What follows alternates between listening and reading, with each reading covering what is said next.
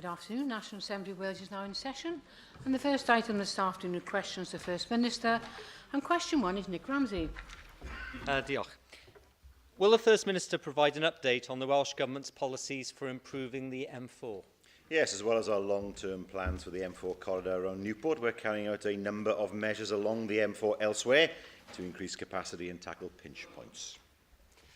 Thank you, First Minister. There are, as you will be aware, increasing concerns from all sides about the Government's proposed black route solution to the problems of the M4 in South East Wales surrounding the Brynglas tunnels, and indeed the process which led to the black route's adoption as the Government's preferred route. Aside from the environmental concerns, the Commissioners of Newport Docks have said that the bridges over the docks pose a serious threat to the economic well-being of the port of Newport. Will you now listen to the Welsh Conservative calls for you to reopen the consultation process around the M4 solution and to put the blue route well and truly on the table for consideration during this hiatus which your failure to act over the last few years has created over next year?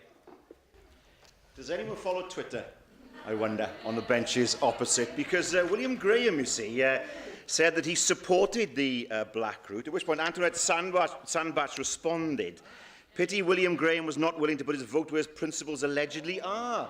I was taught that actions speak louder than words. What price principles?" she continued.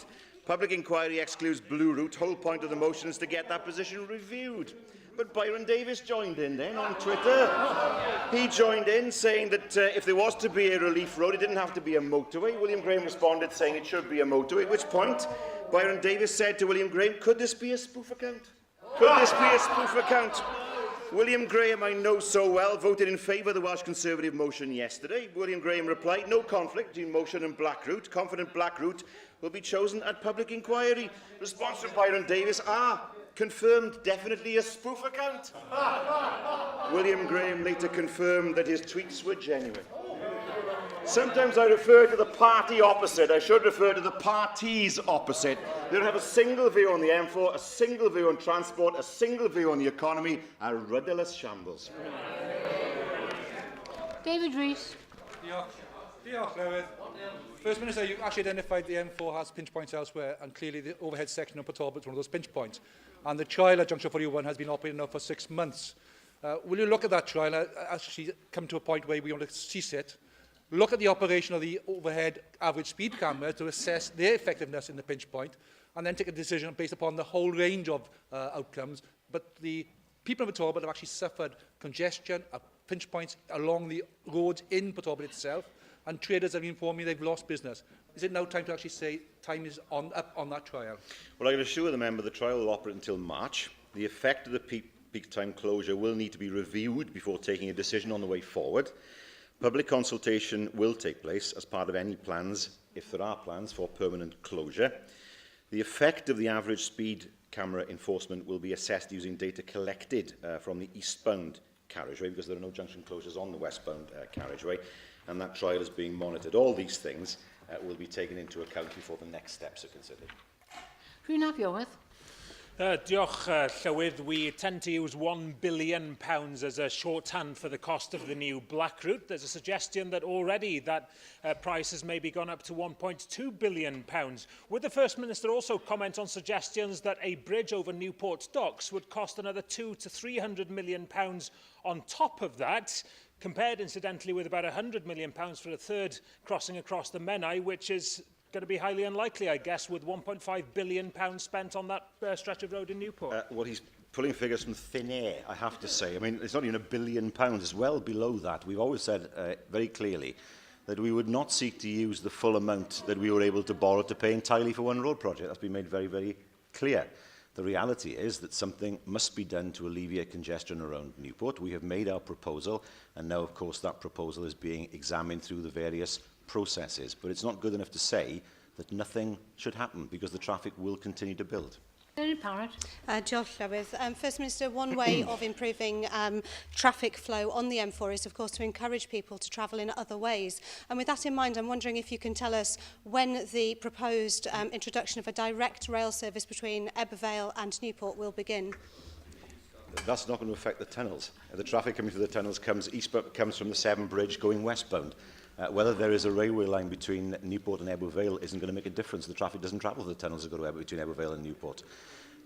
Much of the traffic that comes through is coming through in a weekend. They're travellers going, holiday makers, particularly in the summer. They are going to use their cars. They're not going to go onto the trains because of quite often the luggage they're carrying. The reality is that the situation is not going to be alleviated.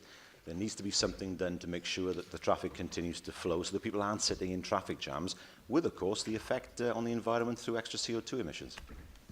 Before we move to question 2, I'm sure the members would like to join me in welcoming a delegation from the Fijian Parliament, led by the Speaker. And I did assure them that you were very well behaved, so hope you're not going to let me down.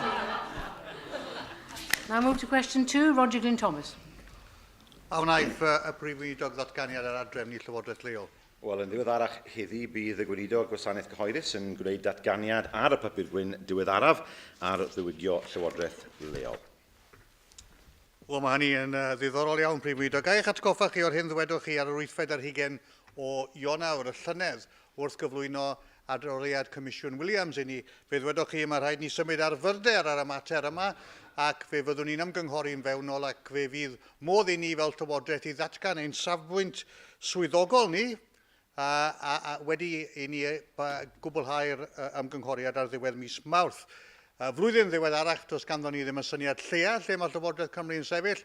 Wedi hynny, chi wedi gofyn i gynghorau i ddod ger bron gyda bwriadau i gyfuno yn wirfoddol. I chi wedi troi rhain i lawr, a nawr mae'r Gweinidog gwasanaethau cyhoeddus yn mynd i'r caniad arall.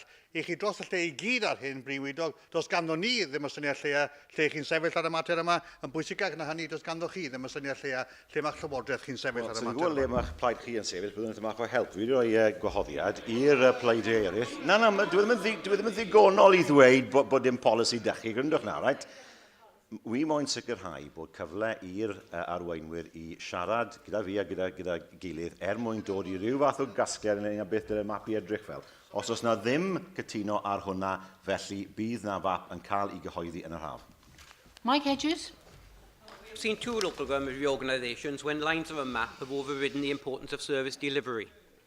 Will there be a published cost-benefit analysis prior to any local authority merger, or will there be an internal rate of return based upon net present values prior to any merger? Well, there will, of course, be a draft regulatory impact assessment which will accompany any proposals for a bill, and they will, of course, contain the figures in terms of the costs of such an action. Jana Finch-Saunders.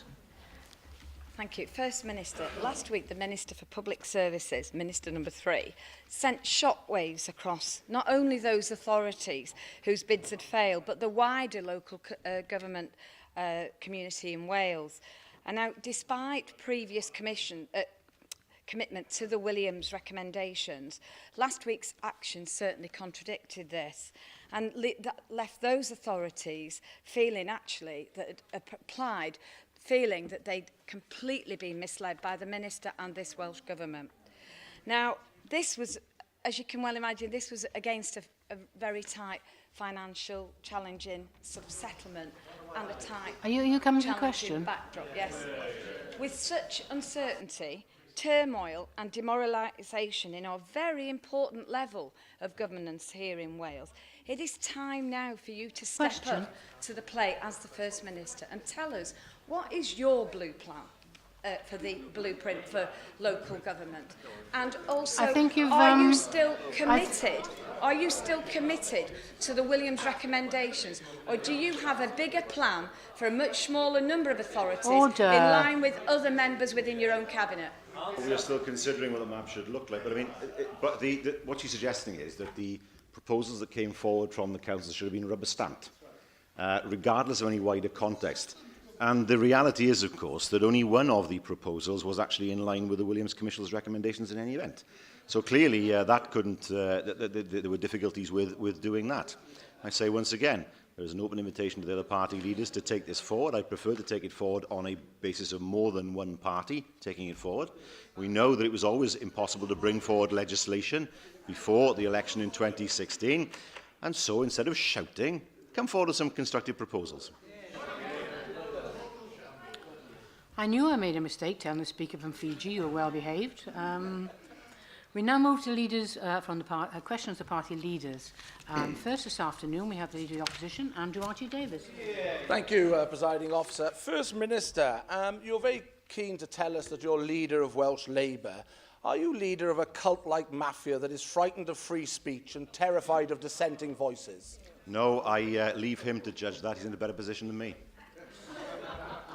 Obviously, your former employee, Counsel Luke Ellis, seems to think that you are, given his writings and comments over the last couple of days, in that he has highlighted the fact that, you know, Labour today is more like a cult-like mafia and is frightened of free speech and terrified of dissenting voices. Now, I remember full well that when we just talked about the Williams Commission last year, you were confident that you would carry your party and you would have a quick decision. Now, what we have 12 months later, First Minister, are two parts of your party refusing to select AMs, Cyflwynir and Islwyn.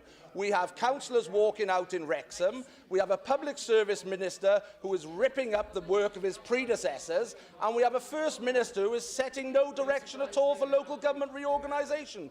When are we going to have a roadmap for what local government is going to look like from your leaderless government? Can I advise the Leader of the Opposition to be very careful in terms of quoting Luke Ellis? I give you that very strong advice at this stage, given the things that you may not know. I leave it there. Secondly, he talks about leaderlessness. This is a party whose members tweet publicly against each other while he sits there and does nothing.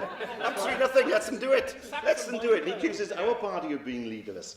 The reality is we are in a situation where we have outlined now the way forward in terms of local government in Wales. There is a white paper, there is a statement this afternoon, and the Minister will make clear the future direction of local government for Wales. First Minister, whilst you're very familiar with quoting about Twitter, I concentrate on the real issues that people want to focus on, which is what the local government footmap will look like around Wales. And ultimately, what people want to know, and in fairness, well, the Public Service Minister can giggle and laugh, but all he seems to do is go around causing mayhem like he did in education with very little results. What the Public Service Minister should concentrate on is supporting councillors in their role and in particular communities getting the services they require in their everyday lives. Now, last week we saw from him complete disregard for all the work that has gone on in the last 12 months. I just don't think it's unreasonable, and many other people don't think it's unreasonable, to see a clear set of principles coming from the government as to what we can expect around local government reorganisation. Now, you've talked of a map coming forward this summer. Is that map going to actually come down to 6 local authorities, as has been talked of by the Public Service Minister, or is it going to stick to the Williams Commission principles and we're going to see 12 or 13? Can you give us that simple geographical context that the Welsh Government is working to? I don't believe 13 was a figure in the Williams Commission's proposals, but I'm not going to prejudge discussions that I have with other party leaders. That would be discourteous, and I'm not prepared to do that. But he mentions education. He's run from that, obviously, this afternoon, despite the fact running a press conference on this.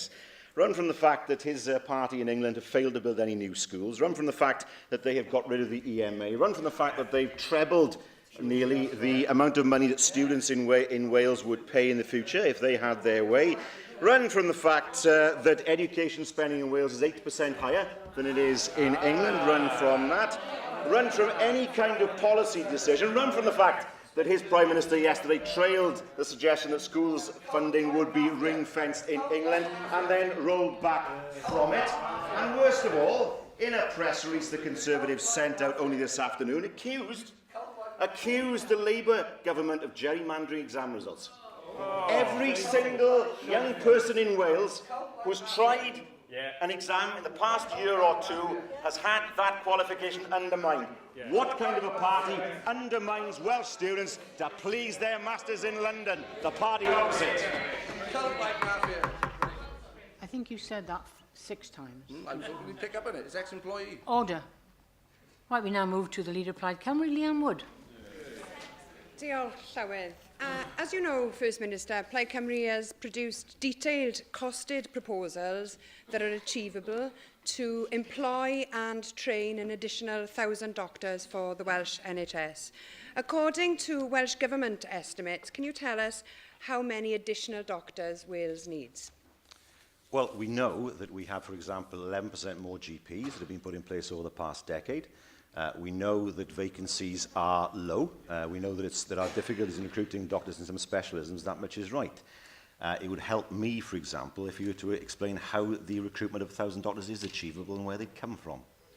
We've produced detailed proposals on this. There is a paper available. We have plans to recruit doctors in the short term and train them over the long term. First Minister, surely we can all agree that a shortage of GPs, especially in the valleys and in rural communities, is a ticking time bomb, with so many people due to retire. Now, the number of doctors that we have needs to be addressed now so that we have a new generation of GPs able to meet patients' needs. You announced proposals last week to introduce 1,000 additional medical staff into the Welsh NHS. Can you tell us how many of those would be doctors? There will be doctors, nurses, OTs, there will be physiotherapists, there will be people who are at the front line of healthcare. Because we know those figures are achievable. What we don't know, and this mythical paper, which I haven't seen, I have to say, is where are you going to get 1,000 doctors in 5 years? You can't train them in 5 years because it takes more than 5 years to train the doctors. That's out of the window, you know that. You would apparently recruit 1,000 extra doctors. I mean, the ambition's fine, we're not going to argue about that, but where on earth would you recruit 1,000 extra doctors in 5 years? There is no country on the planet that would do that. You deliberately misunderstand our policy, First Minister. Our plans include a short-term measure to recruit doctors now and a longer-term plan over 2 terms of a Plaid Cymru government to train additional doctors for the Welsh NHS. And we propose 1,000 doctors because that's how many doctors we need to bring Wales up to the UK average. That's a reasonable first step as part of a long-term plan for the Welsh NHS. Now, it's concerning to me that you can't specify how many additional doctors the Welsh NHS needs as part of your proposals. It also concerns me that you've linked your proposals to Whitehall's introducing a mansion tax. Now, you've previously said to us in this chamber, what happens in Westminster happens in Westminster. So where is your plan to train the additional doctors that we need now, irrespective of Whitehall's tax policies? We do not know we know now it's 2 terms apparently, that's news to us, but there we are. We do not know how many extra doctors you plan to train. We do not know which specialisms you say you would put the doctors in. Well, it's not my policy to recruit 1,000 more doctors. It's perfectly proper for the people of Wales to try to understand where these doctors would come from. I make the point to you, what you suggest is impossible. And any doctor will tell you that. Which is why I say the ambition might be fine, but the reality is you've not thought through the policy. And you accuse us, frankly, if we get extra money from London, we'll take it. We're not like you and say we don't want it, we want independence instead. And we're not in the business of saying we will base the recruitment of 1,000 doctors on making sure that people carry on drinking sugary drinks in order to pay for those doctors. It's a fallacy in terms of the way that you're trying to present the argument. The reality is we have increased the number of doctors, particularly GPs. It's not just about doctors, it's about nurses, it's about OTs, it's about physiotherapists, it's about speech and language therapists as well. You have no plans to recruit with regard to them. So I'm afraid she and I will never see eye to eye on this one clearly. We know what is realistic. We have been recruiting, not the pie in the sky of Plaid. We now move to Leader of the Welsh Labour Democrats, Casey Williams. Thank you, Presiding Officer. First Minister, I note with interest the proposals from the Public Service Minister to limit councillor terms and terms for cabinet members and leaders. I presume what is good for the goose is also good for the gander. So can I assume that should those powers be devolved to the National Assembly, you will be introducing term limits for Assembly members, cabinet members and indeed First Ministers? I'm afraid I can't change an electoral system to make sure the Lib Dems win an election. No, on that basis. I'm afraid you'll have to do that yourselves.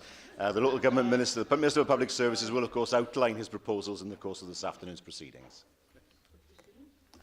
First Minister, you, not surprisingly, didn't answer the question. If it's good enough for the goose, surely it's good enough for the gander. And will your government be bringing forward proposals to limit the terms of individual Assembly members, cabinet members and leaders? Now, I appreciate that Leighton Andrews obviously has a very low opinion of his Labour colleagues in local government, and this is your way of breaking up Labour's old boy clubs and their cosy cabals. But don't you agree that the real way to empower voters is not for the minister to dictate who can and cannot stand in elections, but to abolish safe seats, party fiefdoms and unopposed council elections by introducing a fair voting system so people get the representatives they vote for? Well, a voting system of the kind, not the exact kind, but a voting system of the kind was put to the people of Britain. They rejected it overwhelmingly. In a referendum, I don't think that would gain support. I think people do very much value the fact that they have a local council law or council laws that represent their area. And as she is fond of saying to us in terms of health service targets, try and win in the existing system before trying to change it for your advantage. But, Minister, you're not going to allow local people to vote for the councillors that they want to, because you're going to limit who can stand in elections. You're taking power away from the people, taking power away from them to elect the people they want to represent them. Now, isn't it the case that the Williams Commission was a real missed opportunity to examine in detail what we want county halls to deliver? Now, your minister will go on to say in his statement this afternoon that you're going to tell local councils what to do in education, social services, economic development, waste, planning. After you take all those things away from local people, what exactly do you expect local government to do? Well, that's nonsense, I have to say, in terms of taking powers away. I've said many times that when we get the structure of local government right, we can then look at devolving powers to local government. But it's important that those councils are able to use those powers, and bluntly, some of them are not able to use those powers at this moment in time. But I have to say that, first of all, we don't have the powers to change the electoral system of the Assembly, which comes as news to me. And secondly, I do not think it is right to say to people, you will not have a councillor representing you in your local area. It is not right to say that STV has to be imposed on councils without, of course, there being support amongst the public, and I do not believe that support is there. Stand who can't. We now move to question 3 on the paper, and that's Mark Isherwood. Will the First Minister detail how the Welsh Government complies with the Freedom of Information Act 2000? We comply with the Act itself, and the guidance from the Information Commissioner's Office, of course, is a part of what we consider. Well, thank you. Well, for the second time, the Welsh Government has been taken to the Information Rights Tribunal in the Llangollen River Lodge case, and for the second time, the Welsh Government has lost. Your Welsh Government classed the request for information or from Edwina Hart or from Jane Hutt as vexatious, but despite appointing top London barristers at huge public cost, the tribunal found that in all the circumstances the request was not vexatious. We already know from previous documentation obtained that the Welsh Government did apply inappropriate political pressure on the Health Board to locate a health centre in a completely inappropriate place. What else are you trying to cover up? So we know the Conservatives are against the health centre in Llangollen. That's what he's just said. So we will note that one. I mean, the allegations are made of nonsense, of course. And can I remind him of this, that of the requests that we receive, only 0.2% of those requests end up with information being released despite our original position. 0.2%, 9, actually. And I have to say that in terms of compliance, our rate is better than the UK government, far better than Northern Ireland, and streets better than Scotland. So when it comes to compliance and considering Freedom of Information Act requests, we are in a very good place. There will be occasions, of course, occasions such as this, where, despite the Information Commissioner agreeing with us, the Tribunal did not agree. And that is something, of course, that happens from time to time in government. Bethan Jenkins. First Minister, having a look over the FOI responses made by your government this year, I noticed that one made in January regarding Neath Talbot's bid under the 21st Century Schools programme was made exempt from disclosure because, and I quote, it would or would be likely to inhibit the free and frank exchange of views for the purposes of deliberation and would otherwise prejudice or would be likely otherwise to prejudice the effective conduct of public affairs. Now, I don't expect you to reply directly about this because obviously it was rejected as an FOI, but I'm interested to know how you balance such decisions against the need for transparent government. Would it not be possible for you to release some of that information but with redactions so that the public could see some of what the discussions were as opposed to not having any of that information at all? The assumption will always be that information is released, and where possible, information released with redactions. Each individual case is considered on its merits according to examining that case against what the law says and what the guidance says. And of course, if people are not content with that, there is an avenue open to, or avenues open to them to take their grievance further. Question 4, Jeff Cuthbert. Llywydd, First Minister, will you make a statement on Welsh Government actions to support strong inter-community relations in Wales? Yes, we published a National Community Cohesion Delivery Plan in June of last year, and that plan is supported by 8 regional community cohesion coordinators, and the Minister will be publishing a progress report in the summer. Thank you for that response, First Minister. Last month, of course, we witnessed the horrific events in Paris, where a number of people were brutally murdered by extremist fundamentalists who perverted the name of one of the world's greatest and most historic religions. Nonetheless, I was heartened by the show of solidarity here on the steps of the Senedd a few days later, when people from different faiths and backgrounds across Wales came together to condemn extremism and terrorism of all kinds. We saw a show of solidarity from leading members of Wales's Muslim and Jewish communities. Would you therefore agree with me, First Minister, that the vigil held here in Cardiff Bay demonstrates the importance of strong interfaith relations in Wales, and something that we should use as a basis to help build community cohesion, particularly during times of tension? Absolutely, and of course that cohesion is continued in the work of the Faith Communities Forum, a very useful forum, of course, for ensuring that issues of policy are aired, but also, of course, to bring people together at a time when the world is experiencing so much strife. So what we saw on the steps of the Senedd is an illustration of a process of cohesion that continues on a monthly basis through the Faith Communities Forum and through other means as well. Mohammed Ashgar.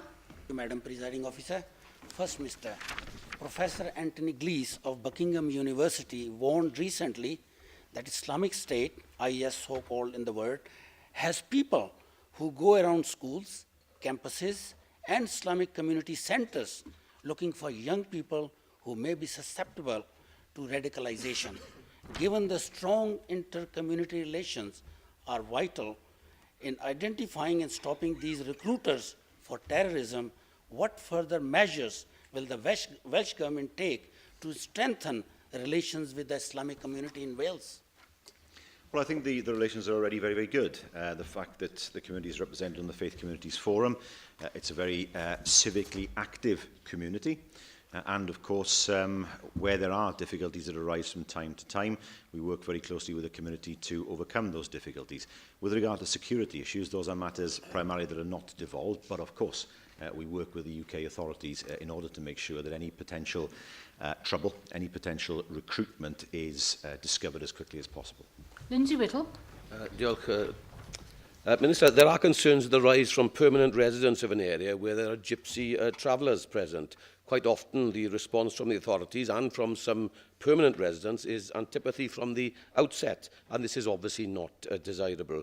Concern you have to recognise from both sides when these issues do arise are indeed valid. How are you fostering understanding and dialogue between residents and traveller communities to encourage both sides to listen and to reduce tensions? Well, it's the job of the community cohesion coordinators in order to do that. They'll play a key role in enhancing engagement with gypsy and traveller communities in order to build that mutual understanding, of course, and in order to build mutual respect across communities. So that is a role that they will play in order to overcome the difficulties that often arise when different communities come into verbal conflict. Question 5, William Powell.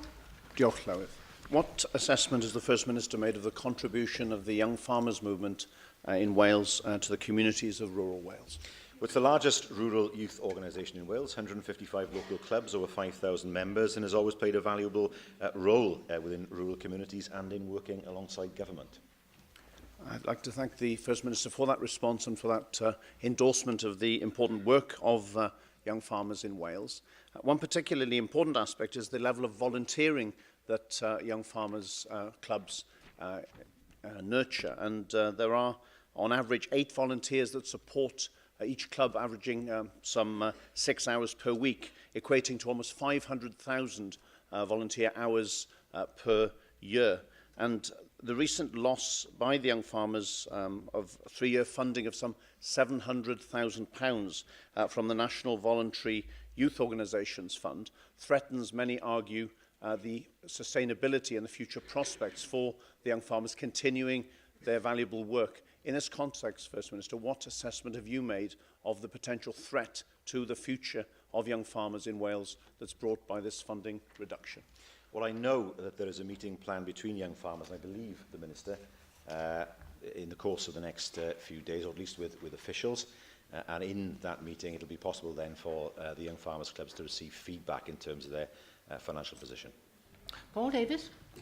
Diolch Llywydd. Prif Weinidog, mae'n bwysicach nag erioed bod na ddyfodol diogel I glybiau ffermwyr ifanc yn Cymru fel y gallan gefnogi a parhau I ddatblygu sgiliau pobl ifanc ar draws ein cymunedau gwledig. Dwi'n adleisio barn pobl eraill sydd wedi beirniadu'r gostyngiad yn y cyllid ar eu cyfer oddi wrth eich llywodraeth chi. O ystyried pwysigrwydd clybiau ffermwyr ifanc ar gyfer pobl ifanc yn enwedig mewn ardaloedd gwledig, pa drafodaethau penodol eich chi wedi cael gyda'r mudiad ynghylch siwt y gallant barhau I ddarparu gwasanaethau pwysig ar gyfer pobl ifanc? A pa ffynonellau cyllid eraill gall Llywodraeth Cymru wneud ar gael I mudiad clybiau ffermwyr ifanc i'w helpu barhau ddarparu eu gwasanaethau I bobl ifanc? Wrth gwrs, I drafod yn unrhyw gyfarfod bydd yn Cymru lle. Ond gael ddweud, mae'r aelod yn gweud rhywbeth o benderfyniad gweinidogol oedd hwn. Dwi'n gwneud yn coet yn iawn, wrth gwrs, achos panel ymgynghori nath wneud argymhellion I Weinidog. Wnaethon nhw benderfynu taw o'r cyrff nath dod I bid mewn, taw 7 dyle cael I cyllido. O'r 7 hynny, maen nhw'n gynnwys cyrff fel Urdd Gobaith Cymru, Scouts Wales, Boys and Girls Club. So, pwy ydy fe'n gweud dyle cwmpo bant o'r rhestr mwyn bod cyllid yn cael ei roi I clwbiau ffermwyr ifanc? Na'r problem. Beth ydyn nhw'n gweud yw dyle clwbiau ffermwyr ifanc cael ei drafod fel rhyw fath o gyrff arbennig. A dwi'n gwybod hwnna yn deg wrth gofio'r cyrff eraill sydd wedi cael ei cyllido. Gweud hynny, wrth gwrs, mae yna gyfle iddyn nhw I siarad gyda swyddogion mwyn sicrhau bod nhw'n cael mwy o gyngor ynglyn â'r ffordd ymlaen. Sir Griffiths. Diolch Llywydd. Wrth gwrs, hanner y broblem yw bod mudiad mor arwyddocaol a chi wedi cydnabod eich hunan y rôl maen nhw'n ei chwarae yn enwedig yn rhai o'r cymunedau mwy amylol yng Nghymru lle does na ddim gwasanaethau amgen I bobl ifanc. Rhan o'r broblem yw bod nhw'n goffo mynd o flwyddyn I flwyddyn yn dibynnu ar gais a mynd o gais I gais. Nawr, anewch chi edrych ar fodel o berthynas rhwng y Llywodraeth chi a mudiad y ffermwyr ifanc sydd yn delio â nhw fwy fel partner cyflenwi, delivery partner. Mae fodel sy'n cael ei ddefnyddio yn Zela Newydd enghraifft, lle mae'r Llywodraeth yn gweld y mudiad fel cyfrwng I hyrwyddo rhaglennu'r Llywodraeth ymhlith y gymuned amaethyddol, I gyflwyno rhaglennu addysgiadol a hyfforddiant, mynd fewn I ysgolion, I sôn wrth ddisgyblion am darddiad bwyd ac yn y blaen. Ac a os modd troi y sefyllfa anffodus presennol yn gyfle I sicrhau bod na berthynas gryfach rhwng y Llywodraeth a'r mudiad o safbwynt delivery, ond bod hynny'n cael ei seilio ar gytundebau sydd yn llawer mwy cynaladwy yn yr hir dymor yn hytrach na mynd o flwyddyn I flwyddyn. Wel, o fewn I gwyddor, wrth gwrs bydd hwnna'n iawn. Y problem yw, wrth gwrs, nid felly yw sefyllfa I ni fel Llywodraeth. Dyn ni ddim yn gwybod yn hir dymor beth faint o gyllido bydd ni'n cael o Lywodraeth y Deyrnas Unedig, felly mae'n anodd dros benwyn I roi rhyw fath o ymrwymiad hir dymor heb wybod beth yw'r sefyllfa ariannol I ni. Ond mae'n rhywbeth sydd wedi cael ei godi I sawl gwaith gan sawl corff a byddai'n bosib I gael rhyw fath o gytundeb hir dymor anodd, wrth gwrs, wrth gofio'r ffaith nid fel yna yw'r perthynas rhwng Cymru a'r Deyrnas Unedig. Casey Williams.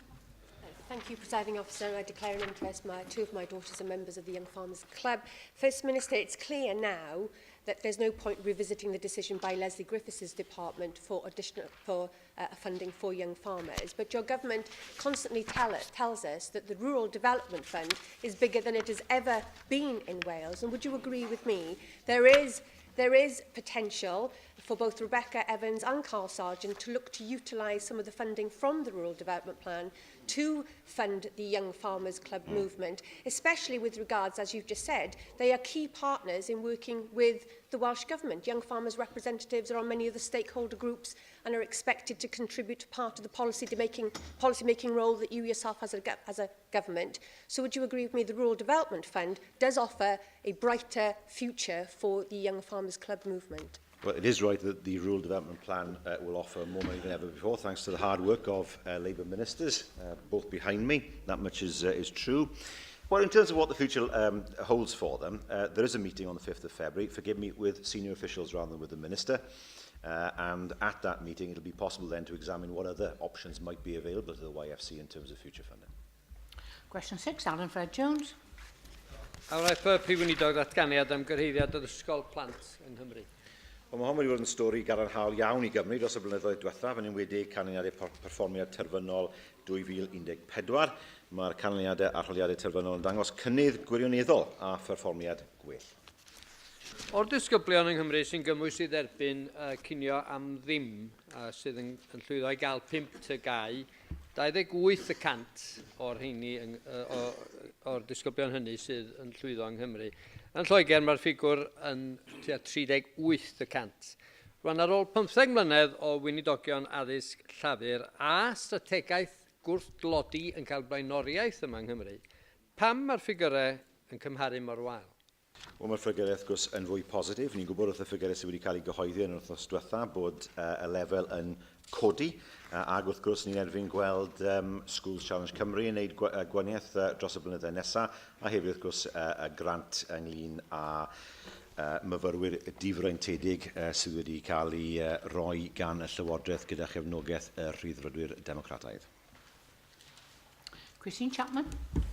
Thank you. First Minister, at the end of January, Estyn announced the Tŷ Education Centre in Glencoch in my constituency had made sufficient progress to be removed from the list of pupil referral units requiring significant improvement. Will you join with me in applauding the work of the whole school community in achieving this result?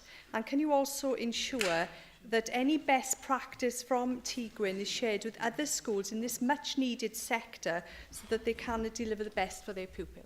Could I join the member in paying tribute to the work of the Tŷ Education Centre? It shows what can be achieved with strong leadership and a shared commitment. I understand that Dr Alec Clark, who is the executive head teacher at Tŷ will share his vision and ideas for improving pupil referral units at the National Conference, which will be hosted by the Welsh Government at the end of this month. Angela Burns. Thank you, Presiding Officer. First Minister, the answer you gave to Alan Fred Jones on attainment levels was an interesting spin, but completely inaccurate. Children here are still 50% less likely, if they're on free school meals, to achieve 5 good GCSEs. In England, the Prime Minister is travelling the length and breadth of that country, challenging mediocrity in education. Here in Wales, on the back of a Sunday Times article, the Welsh Government has bunkered down and thrown up the drawbridges and tried to slam the lid shut on debate.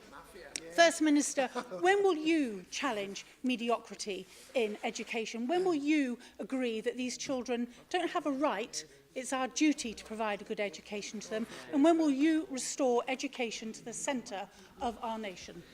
Well, let's just examine one thing. We have protected school spending, ring-fenced it. The party opposite won't do it. Won't do it. In fact, their policy is to cut education spending by between 12 and 20%, according to who you believe. Their own leader on the 18th, not this leader, but the one previous, on the 18th of November, said that the budget that he would put forward would mean cuts in education of around 20% in education budget. That's what he said. That was then supported on the same day by a member on the benches opposite saying, yes, the figure might be 20% as the leader has identified. Andrew R.T. Davis was the name of that person who said that. 20% figure on the 18th of November 2010. The reality is the Tories are all over the place. They want to cut school spending. They want to cut the money to teachers, want to cut the money to students. They can't be bothered to build new schools. We've seen that in England. And we know that education in England is a complete and utter shambles, whereas in Wales it's improving. No cuts of 20% will come from the party on these benches while we're in government. Anne Jones. Yes, well, thank you, Presiding Officer. And continuing on that theme, I do believe that the Tory war on Wales is continuing on now on the education system. Well, and it seems, I'm not reading, don't be so stupid. And it seems that, First Minister, that Nicky Morgan, the Education Secretary, is now coming away to the thinking of Welsh Labour by wanting to protect school budgets, which was in contrast, as you've just mentioned, to the 20% that the Tories were thinking of cutting should they have ever got into power here. First Minister, will you continue to support the children, particularly those that I represent in the Vale of Clwyd from disadvantaged families that are now enjoying from you an increased budget in their schools, and that we look to help them to attain what they want to achieve, which may not be 5 good GCSEs, although that's what they should aim for, but whatever they get in the way of a qualification, if they get a good rounded education, that should be sufficient for everybody. Well, we know the levels of attainment in Wales are increasing in almost every way. They're going backwards in England, particularly with regard to GCSE results. I mean, yeah, Michael Gove and organisation don't go together, do they, as two words. And we've seen the fragmentation of education in England, the cuts. It's so bad in England that the Department for Education can't even produce figures to show how much money it spends on education. That's how bad it is in England. It's become so opaque. We know from the Treasury's own figures that we spend 8% more on education than is the case in England. We know we kept the education maintenance allowance. We know that the party opposite would impose a tuition fees tax, would take tuition fees up to £9,000 a year for Welsh students, while of course hammering those at the lower end of the income scale through removing the education maintenance allowance. They cannot get away from the fact that they wish to cut education spending by 20% or 12%, according to which figure they want to come up with today. And that means fewer teachers, fewer opportunities for Welsh pupils, and, of course, ensuring that the education system in Wales collapses. That will not happen under us, and that's why we have ring-fenced school spending in Wales. It's a shame that the parties opposite can't do the same. Question 7, Aled Roberts. Diolch, Llywydd. A wnaeth y Prif Weinidog rwy'r wybodaeth ddiweddaraf am sut mae Llywodraeth Cymru yn monitro prosesau rheoli'r gweithlu yn y gwasanaeth iechyd yng Nghymru. Wel, o dan fframwaith cynllunio, gwasanaeth iechyd gwladol, mae gofyn bod pob bwrdd ac ymddiriedolaeth iechyd yng Nghymru yn cwblhau cynlluniau tymor canolig integredig yn flynyddol, a mae rhaid i'r cynlluniau hyn ddangos ystyriaeth iawn o sut y caiff y gweithlu sydd i angen i ddarparu gwasanaeth canaliadwy ei gynnal a'i ddatblygu.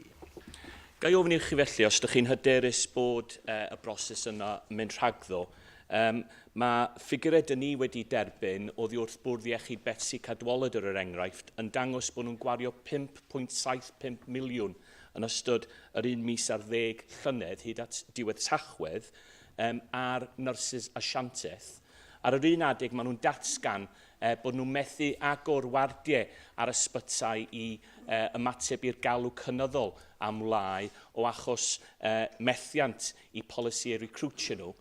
Ac ydy'r cynlluniau yna yn cymryd i ystyriaeth y ffaith o flwyddyn nesaf, bydd rhaid unrhyw nyrs o tu allan i Ewrop, a mae Betsy Cadwaladr efo nifer o'r Philippines a llefydd felly, os dyn nhw ddim yn ennill mwy na 36,000 y flwyddyn, bydd rhaid i nhw fynd yn ôl i'w gwledydd enedigol.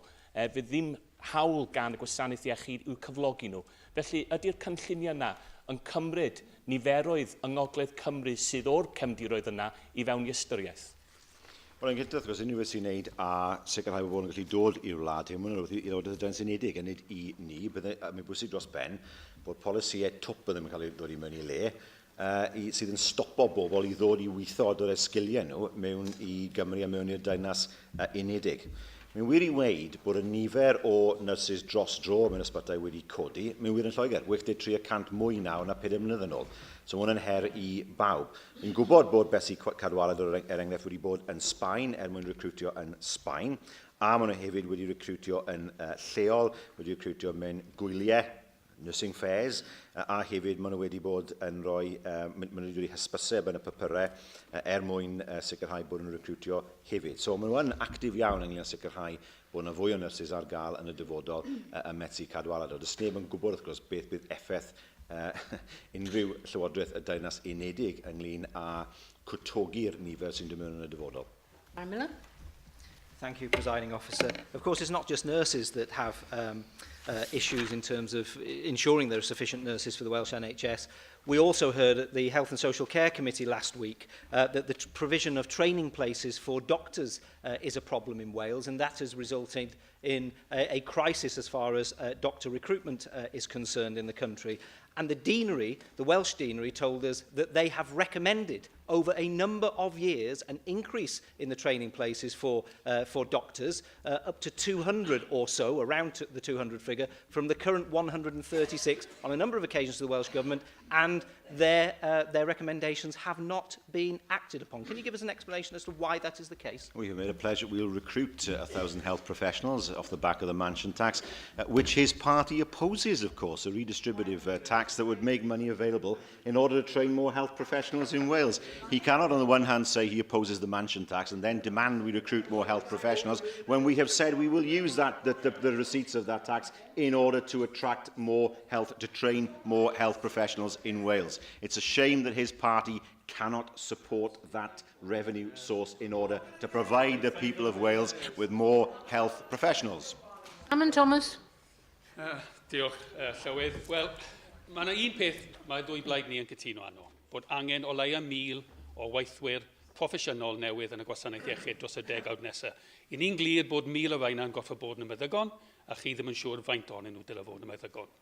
Nawr, heddi cyhoeddodd y Cydffederasiwn y Gwasanaeth Iechyd i briefing nhw ynglyn â cynllunio'r gweithlu gwasanaeth iechyd yng Nghymru. A mae'n gweud yn glir, os parhaiaeth y hyfforddiant y gyfer meddygon teulu ar y lefel y gmau, mae'n milwnioethu yn llwyr yn erbyn gofal mas o ysbytau a gofal yn y gymuned.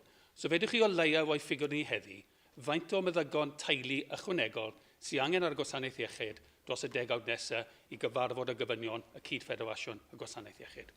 Wel, dau beth, mae'n dibynnu wrth ynglyn â faint sy'n mynd i ymddeol. Dibynnu hefyd faint o bobl sy'n defnyddio GPs yn lle mynd i'r fferyllydd neu lle mynd i'r nyrs. Ni'n gwybod wrth gwrs bod yna her i recrwtio mwy o bobl, yn wedi yn y gogledd orllewin yn enwedig, a mae hwnna'n rhywbeth wrth gwrs ni yn ystyried trwy'r rhaglenni recrwtio sydd gyda ni. Ni'n gwybod bod e'n bwysig i hyfforddi mwy o ddoctoried, ni'n gwybod bod e'n bwysig i cael mwy ar enghraifft o feddygon teulu. Beth byddwn ni'n gweud wrthoch chi fel plaid yw, os chi'n mynd i recrwtio 1,000, dyn ni ddim yn trwy'r hen dir to, faint ohono'r reina bydde'n feddygon teulu? Faint ohono'r reina bydde'n gweithio yn y byd orthopedic? Wel, dwi'n credu bod chi'n gwybod yna, achos un ffigwr sydd gyda chi, ond fe, fi'n sef byddwn yn rhan o'r ddadl dros, dros dim ffigwr dych chi, na fi'n gwybod na chi wedi gweud yna, wel byddwn yn rhan o'r ddadl felly dros y misiodd nesaf. We now move to item 2, which is a business statement, and I call on the Minister.